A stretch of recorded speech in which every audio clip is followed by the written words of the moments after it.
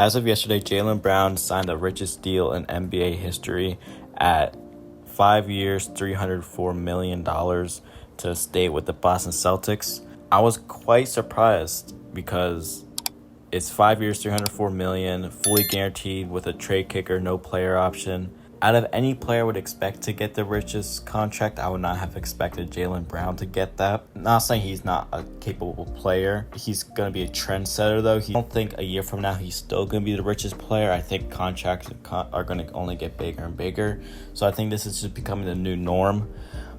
But yeah, I kind of want to overview kind of his stats over the last year.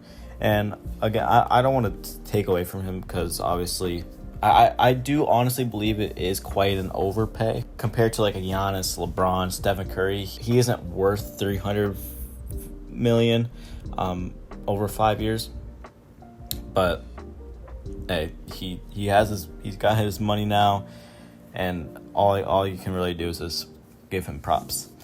So coming off of last season, so an all-star season and an all-NBA season. So last year was his first year making all-NBA and also his second all-star season.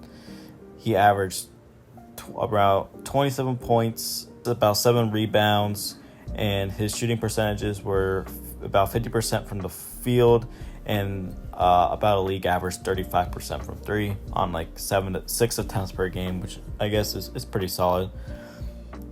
So again, nothing really jumps out at you. He's a really solid rebounder. 7 rebounds a game is really solid for a wing like him. And yeah, he's only 6'6", I believe. So I mean, to get rebounds like that is pretty good.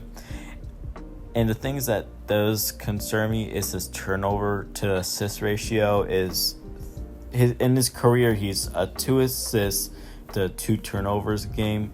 It pretty much evens out. But last year he was 3.5 assists to 3 turnovers. So it's like I don't know.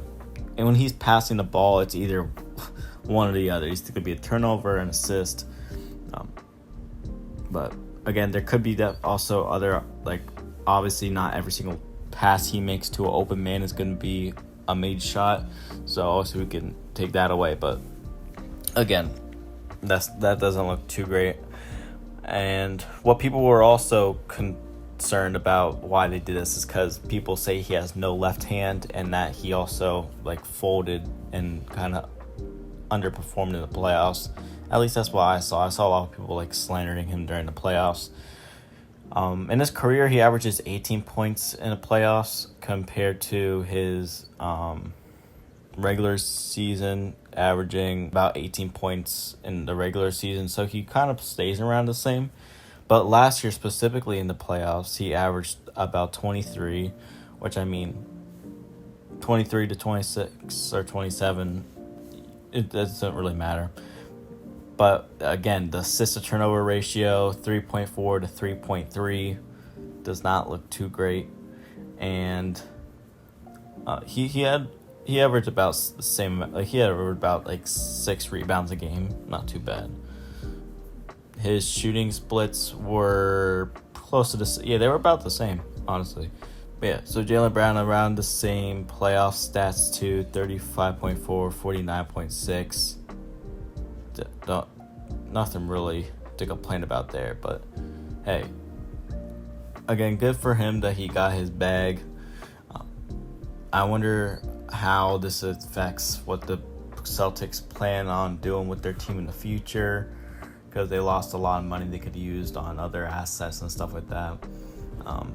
And even if they were to trade him within the next 5 years, he's gonna get the money fully guaranteed. So again, good for him.